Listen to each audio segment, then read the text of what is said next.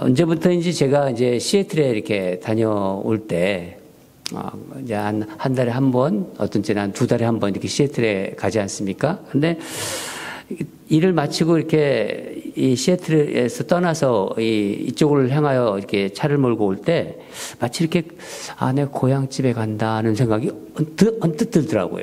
예. 이제 엘렌스버그를 지나서 이제 산이 있지 않습니까? 그 산을 넘으면요 눈앞에 아름다운 그 어떤 그 광경이, 그러니까 아름다운 게 펼쳐 있는 야끼마가 탁 들어와요. 아마 여러분들도 이렇게 경험하셨을 거예요. 그러면 여기 혹시 가나안이 아닌가? 이런 생각이 불현듯 들 때가 있어요. 이 가나안 땅이 아닌가? 그러면서 이제 옆에 아내에게 자고 있는 아내는 이제 쭉 오다가 같이 얘기를 하다가 이제 그때쯤은 이제 잠을 자고 있더라고요. 그럼 아내에게 여보 여기 가나안이야. 그러면 이제 아내가 이제 눈을 뜹니다. 예. 이제 가나안에 도착했어. 제가 그럽니다. 예. 근데 제가 이런 마음 있지 않습니까? 여행 갔다가 이렇게 돌아오는 길. 그래도 내 집이 참 좋다. 그런 마음 있지 않습니까? 예. 집 앞마당을 이제 딱 밟으면요, 마음이 너무 편안해져요. 예. 마음이. 여기가 우리가 살 집이구나. 여기 온 지 야끼마가 이제 3년 이제 아직은 안 됐지만은, 그리고 교회가 세워진 지 한 2년 반이 안 됐지만은, 그래도 너무나 이 야끼마가 벌써 저에게 그런 곳이 되었습니다. 예. 오늘 본문에서 보면은 출애굽한 이스라엘 백성들이 애굽을 떠나 이제 가야 할 목적지가 어디냐면 가나안 땅이지요. 예. 그들이 광야를 거쳐서 살 곳은 가나안 땅입니다. 그런데 이스라엘 백성은 거리상 또 보면은 한 달이면은 들어갈 이 가나안 땅을 무려 40년 동안이나 방황 끝에 도착해요. 그런데도 눈앞에 보이는 가나안 땅을 밟지 못해요. 오늘 말씀이 바로 그 내용이거든요. 왜 이들이 가나안 땅에 들어가지 못한 건가요? 본문 17절 18절을 보면은 이렇게 말씀하십니다. 또 하나님이 40년 동안 누구에게 노하셨느냐? 그들의 시체가 광야에 엎드러진 범죄한 자들에게가 아니냐? 또 하나님이 누구에게 맹세하사 그의 안식에 들어오지 못하리라 하셨느냐? 곧 순종하지 아니하던 자들에게가 아니냐? 순종하지 아니한 자들, 바로 불순종 때문이었어요. 불순종.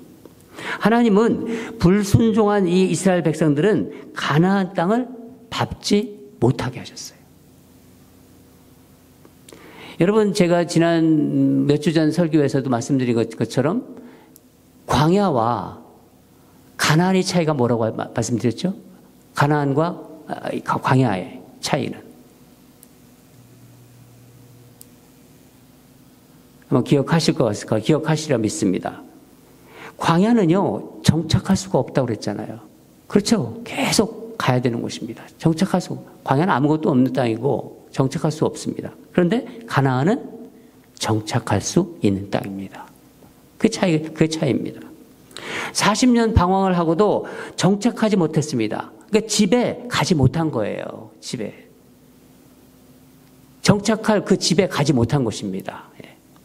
이들이 누구인가요? 오늘 본문 16절을 보면은 모세를 따라 애굽에서 나온 모든 사람들이 아니냐 그래요. 모세를 따라 애굽에서 나온 하나님의 백성들이에요. 430년 애굽에서 종살이를 했지 않습니까? 종살이를 통해서 그 고통 속에서 하나님께서 구원해 주셨어요. 하나님께 정말 기뻐하며 감사했던 자들입니다.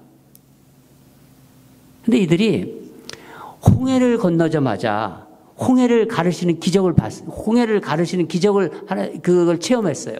그런데도 홍해를 건너자마자 사흘이 지나서 채 사흘이 3일째 하나님의 이 역사, 하나님의 은혜를 잊어버립니다. 어떤 일을 했냐면 바로 모세와 하나님을 원망하기 시작해요. 광야 생활이 힘들 때마다 애굽으로 돌아가겠다. 그 노예 생활하던 애굽으로 돌아가겠다고 계속 얘기합니다. 고기를 달라, 물을 달라. 그때마다 하나님 진노하시지만은 하나님은 결국 이스라엘 백성들이 원하는 것을 주셨어요.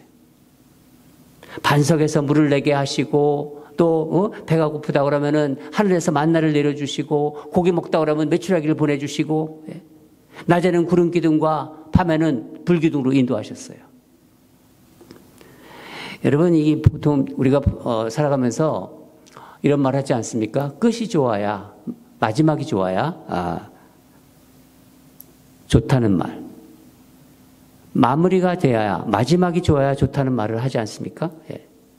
우리 신앙생활도 똑같아요. 마찬가지입니다. 우리는 예수 그리스도를 처음 만난 감격과 기쁨을 기억해요. 그렇지 않습니까? 예수님 때문에 여러분 행복하실 적이 많았죠. 물론 지금도 행복하시겠지만은 예수님 때문에 행복한 때가 있었습니다. 제가 말씀을 준비하면서 예수님 때문에 나는 언제 그렇게 행복했는가, 그걸 한번 이렇게 돌아보았습니다. 지금도 물론 행복해요. 행복하지만은 그때와는 좀 비교가 안 돼요. 그때와는.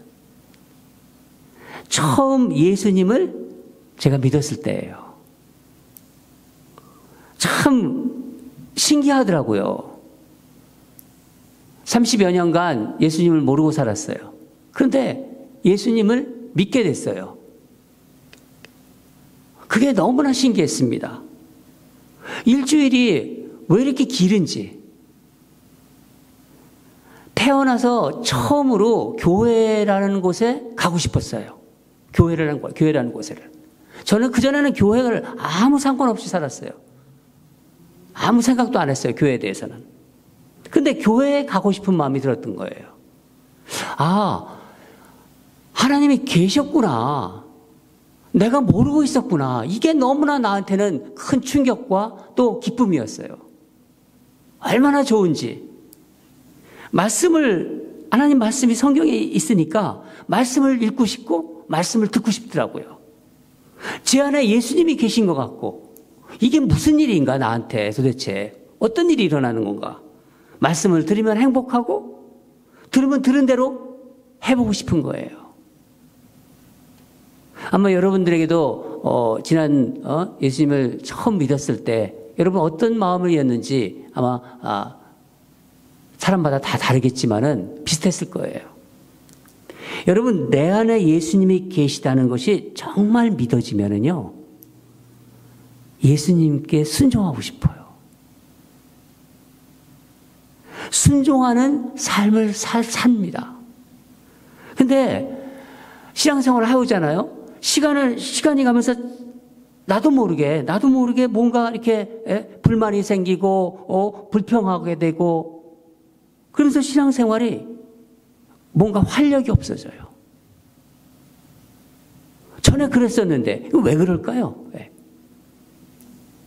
하나님보다 내 생각이 나를 이렇게 지배하고 있는 거예요.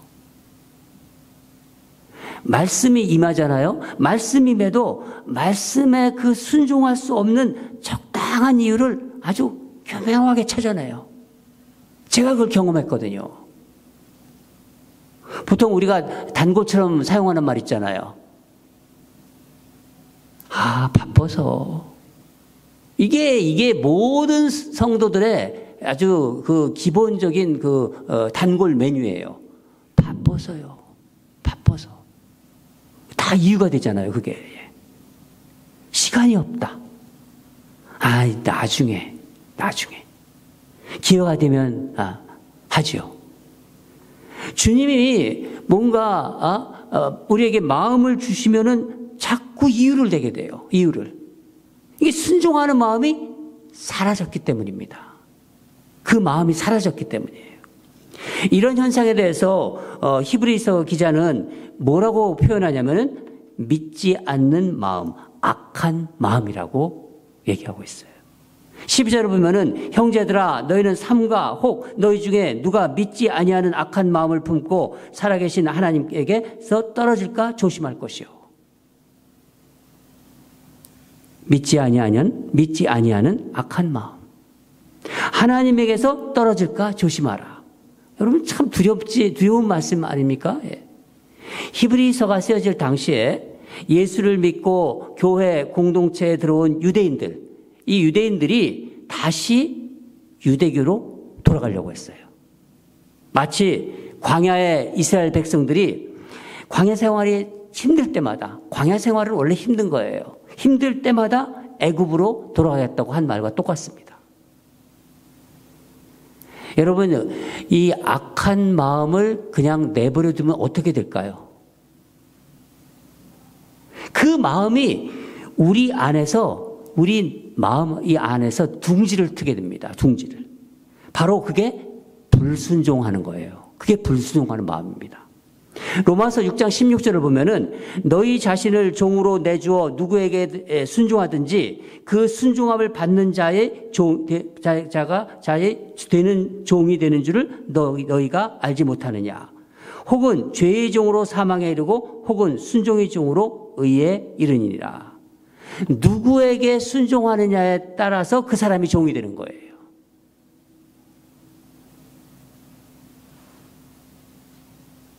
순종의 종이 되면요, 하나님의 의에 이른다고 했습니다. 불순종하는 자들은 어떤 자들이죠?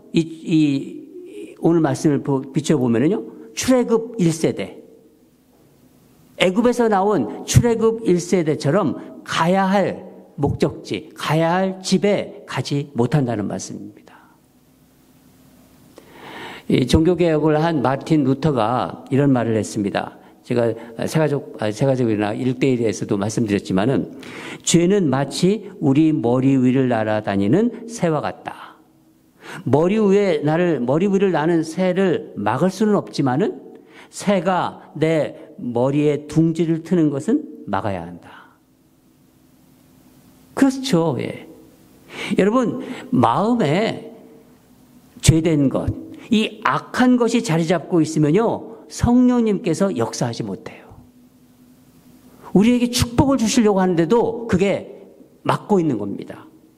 한국교회 안에 그 회개의 역사가 강하게 임할 때가 있었어요.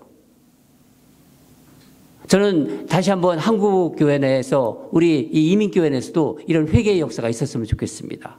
1907년 평양 그 대부흥운동이 있었을 때인데 성령님의 역사가 그때는 처음부터 일어나진 않았어요.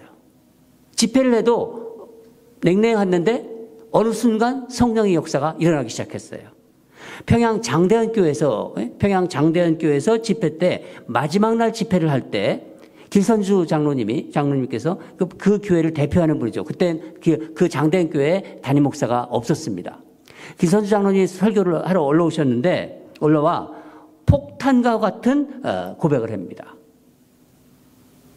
뭐라고 얘기했냐면 하나님이 저 같은 사람 때문에 축복하지 못하십니다. 그래요. 저는 제 친한 친구가 세상을 떠날 때 친구 가족들, 그 딸들과 그 와이프를 위해서, 가족을 위해서 부탁한 그 친구의 유산의 일부를 착복했습니다. 폭탄과 같은 선언을 한 거예요. 저는 아간과 같은 죄인입니다. 이 고백이 도화선이 되어서 장대현 교회 온 교인들이 회개하기 시작한 거예요. 그때 성령이 임하셨습니다. 우리 장로님이 저런 얘기를 하시는데 내 죄는 얼마나 클까? 모든 성도들이 회개하기 시작했습니다. 자백하고 회개하고 잘못한 사람에게 찾아가서 용서를 빌었어요. 여러분, 이게 회개예요. 이게 평양 대부흥운동의 시발점이 되었어요. 초대교회 때도 한번 보면요, 초대교회 때도 사람들이 회개를 하잖아요. 회개를 하고 어떻게 하냐면 찾아가서 용서를 빌었어요. 자기가 회개를 하면은. 빚을 갚고 손해를 배상하고 이런 일도 있었어요. 마음을 다치게 해서 미안하다. 여러분 한번 생각해 보세요. 그 동네 사람들이 도대체 저곳에서 무슨 일이 있었는지 궁금해하지 않을까요? 아니 사람들이 찾아와서 잘못했다고 하고 용서를 빈다고 하고 내가 마음에 상처를 줘서 미안하다고 하고 빚을 갚고 내가 이걸 훔쳤다고 하고 이런 일이 일어나는데 저 교회에서 도대체 무슨 일이 일어나는지 궁금하죠. 예. 근데 어느 날 우리 회개를 한번 돌아보세요. 우리 회개. 우리 교회뿐만 아니라 그냥 하나님 앞에서 잘못했다고 말만 하고 끝내잖아요. 부모 사이나 또 부모와 자녀 사이에게도 교인 간에도 회개가 행동으로 옮겨지지 않습니다. 완전한 회개가 안 되는 거예요. 회개가 행동으로 옮겨지지 않으니까 하나님이 역사를 하시고 싶은데도 역사가 일어나지 않는 거예요. 여러분. 하나님 말씀에 순종하지 못하게 하는 그 마음. 악한 마음이라고 했잖아요. 믿지 않는 마음. 이 마음이 자리 잡고 있기 때문입니다. 어떻게 하면 성령님이 역사하시는 회개를 할 수 있을까요? 그러면은요. 어떻게 하면 이 순종의 축복, 하나님은 순종하는 자들에게 축복해 주고 싶은데 이 축복을 받기 위해서 제가 고민했습니다. 오늘 말씀을 보면서 하나님은 준비하고 계신데 그 두 가지를 한번 생각해 보도록 하겠습니다. 첫째는 마음이 완고하게 되지 않도록 하는 거예요. 내 마음이 완고하게 되지 않도록 하는 거. 순종의 종이 되느냐 불순종의 종이 되느냐는요. 마음에 달려있는 거예요. 마음. 어느 쪽으로 결정하느냐에 따라서 내 인생이 우리 신앙인의 인생이 결정이 되는 겁니다. 잠언 4장 23절에 이렇게 쓰여 있습니다. 모두 지킬 만한 것 중에 더욱 내 마음을 지키라. 생명의 근원이 이에서 납니다.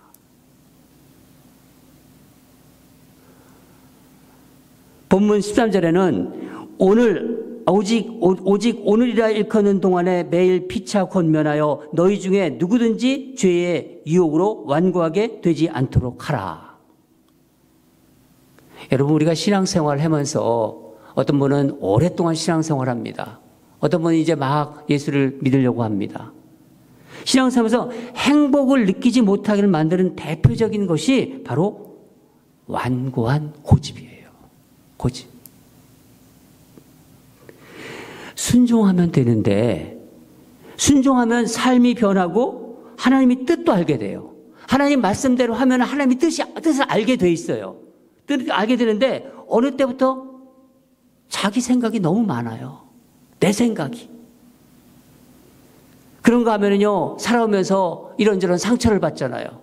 부모에게도 상처를 받고, 가까운 사람에게도 상처를 받고, 심지어 배우자에게도 상처를 받고. 이 누군가에게 받았던 이 상처, 이런저런 상처들이 엉겨붙어 가지고요, 이 상한 감정이 돼버리는 거예요. 이 상한 감정에 매여서 순종하지 못하게 합니다. 말씀보다는 자기 생각이 항상 먼저예요. 근데 교회는 다녀요. 모든 것이 마음에 달려있는 거예요. 마음이 순종하고 싶지 않은 거예요. 성경을 읽어도 그렇고 말씀을 들어도 그렇고 마음이 순종하지 않은 겁니다. 순종하고 싶지 않은 겁니다. 자신도 모르게 완고한 고집이 내 안에 빡 자리를 잡게 된 거예요. 그 고집이. 하나님을 믿는다고 하는데 실제로는 하나님을 무시하는 거예요. 믿는다고 하는데 행동은 무시하는 겁니다. 여러분, 이 성경에서 이 완고한 이 고집이 센 선지자 하면 누가 생각나나요? 아무도 생각이 안 나세요? 완고한 그 선지자 있잖아요. 고집 센 선지자. 요나 생각나시죠? 요나 선지자. 하나님께서 니느웨로 가라고, 니느웨 가서 회개하라고 외치라고 했어요. 하나님께서. 당시 니느웨는 아수르의 수도, 강대국 아수르의 수도입니다. 요나에게 하나님의 말씀이 임한 거예요. 가서 니느웨에서 회개하라고 선포하라. 외치라. 근데 이 요나가 이 말을 듣고 어떻게 반응하나요? 니느웨 반대편인 다시스로 도망가잖아요. 그렇죠? 여러분, 요나가 왜 선지자인데 왜 이런 행동을 했을까요? 요나 자기 생각에는 니느웨는 멸망받아 마땅한 도시예요. 니느웨가 동족을 침략한 요나의 원수 나라예요. 어떻게 내가 저기 가서 말씀을 전해? 어떻게 나가서 저들을 회개하라고 그래? 니느웨만 생각하면요, 분노가 올라와요. 마치 비유를 조금 하자면 일본 같은 나라가 좀 될까요? 36년간 우리를 침략했잖아요. 압박하고. 일본 사람들에서 기분이 별로 안 좋잖아요, 우리가. 그 감정이 있잖아요. 내가 왜 거기 가서 회개하라는 말씀을 전해? 자기 생각이 꽉 잡혀 있는 거예요. 이 감정이 상해 있는 거예요.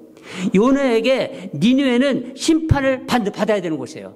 저기는 회개하는 곳이 아니라 심판이 임해야 되는 곳이다. 자기가 딱 판단합니다. 하나님이 어떻게 저 나라를 용서하겠다고. 하나님이 그런 하나님이신가? 여러분, 이 감정이 요나 자신을 망치게 하는 거예요. 하나님이 그렇게 말씀하셨는데 요나가 어떻게 합니까? 그 후에 폭풍을 만나고 배를 탔는데, 다시스 가는 배를 탔는데 폭풍을 만나고 배 밑바닥에서 누워있는데, 이게 누구 짓이냐 얘기하다가 끌려올라잖아요. 끌려올라서 바다로 던져지잖아요. 그리고 큰 물고기 입에 들어가잖아요. 다른 사람의 삶도 힘들게 만들고 자신도 정말 엄청난 모진 고난을 겪습니다. 요나는 자기 감정 때문에, 자기 생각 때문에 용서하지 못한 거예요. 용서하지 못한 거예요. 여러분, 용서는요, 저 사람에게도 중요하지만은요, 내게 먼저 중요한 거예요. 그래서 하나님이 용서하라고 하는 거예요. 나를 사랑하시니까 용서해라. 그 용서하지 못하는 마음을 끌고 다니는 그 마음을 하나님이 아시기 때문에 용서하라고 하시는 거예요. 나를 사랑해서, 나머지. 미워하는 감정을 가지고 사는 게 얼마나 힘듭니까? 하나님 왜 그걸 모르시겠어요? 하나님 자녀들에게. 잊었다 하더라도요, 상황과 여건만 되면 다시 그 감정이 올라와요. 그렇잖아요.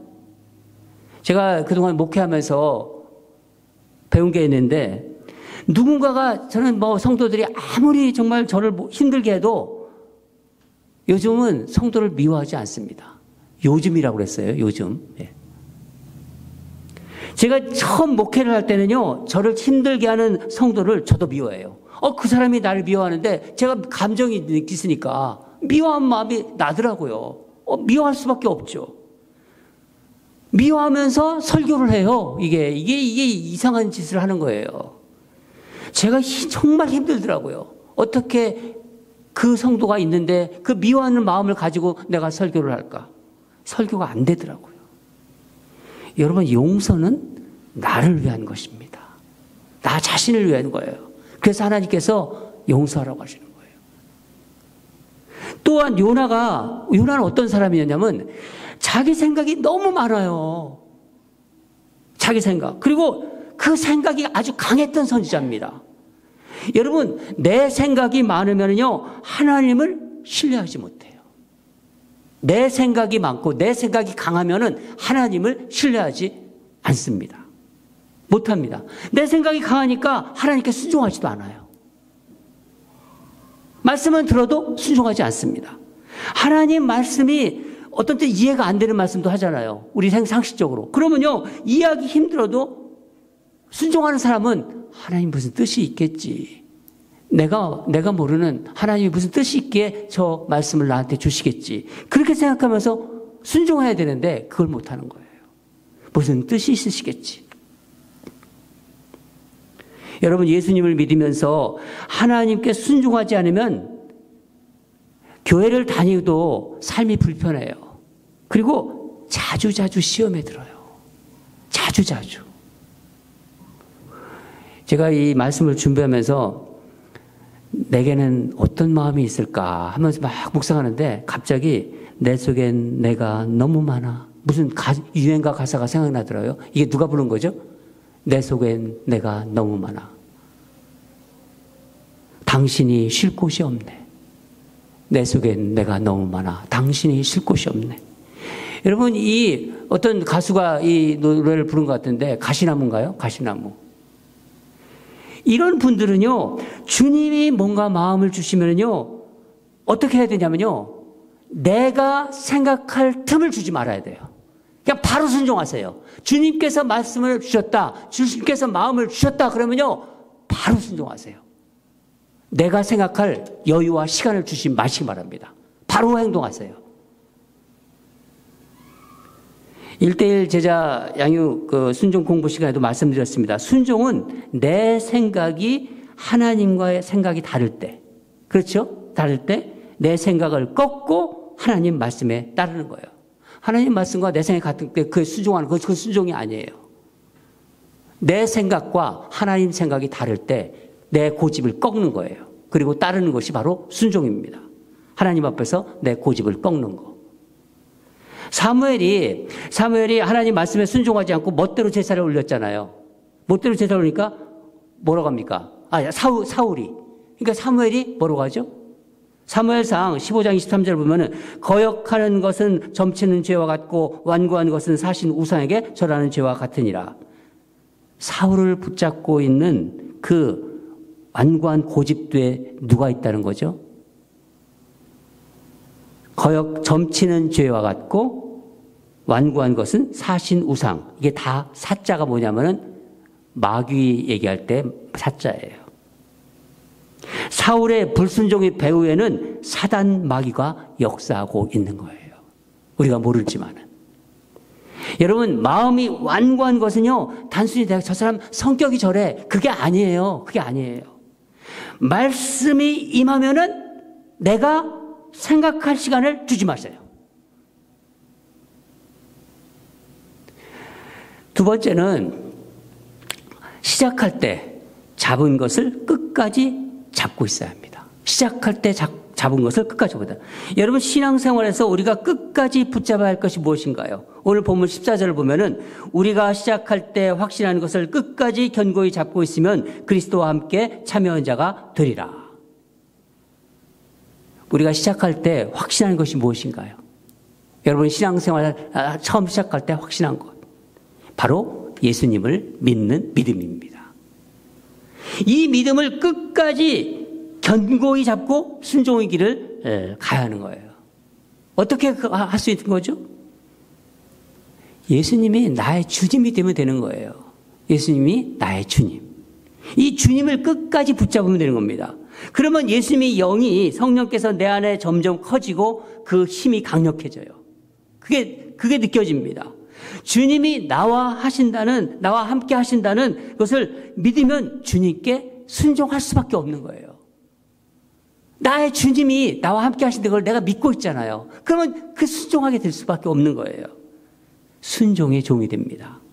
가정에서도 그렇고 일터에서도 그렇고 사람을 만났을 때도 주님의 역사가 나타납니다.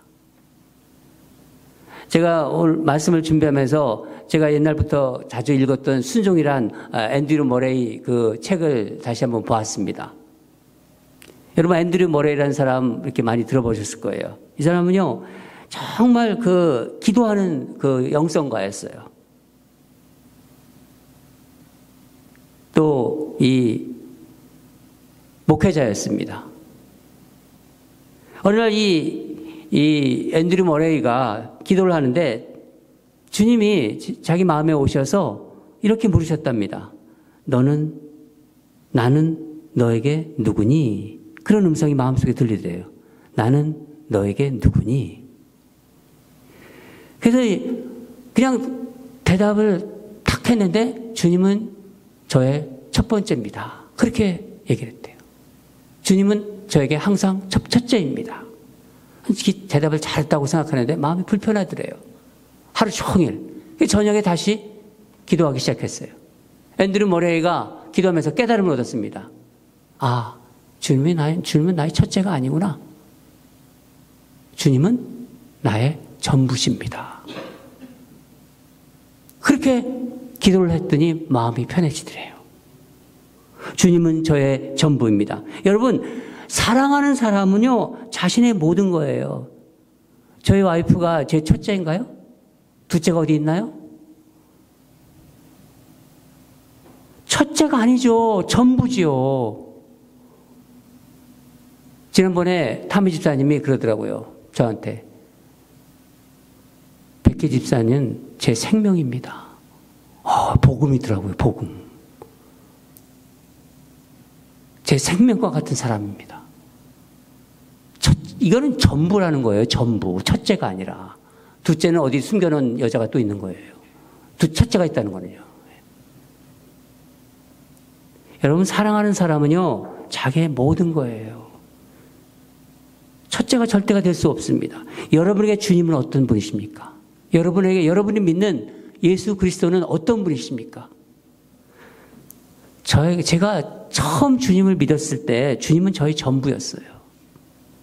왜냐하면 우리 주님이 자기의 전부를 주셨잖아요. 십자가에서. 자기 생명을 우리에게 주셨잖아요. 우리가 믿잖아요. 그거를. 여러분, 신앙생활 시작할 때 그 확신하는 것을 지금도 견고히 붙잡고 계신지요? 15절에 보면은 너희 마음을 완고하게 하지 말라. 그렇게 말씀합니다. 16절 듣고 격노하게 하던 자가 누구냐? 참 두려운 말씀입니다. 혹시 오늘 말씀을 들으면서 나는 이스라엘 백성처럼 40년을 한 자리에서 뺑뺑뺑뺑 돌고 있는가? 그런 걸 한번 생각해 보세요. 그렇지는 않은지 정말 두렵죠. 그럼요.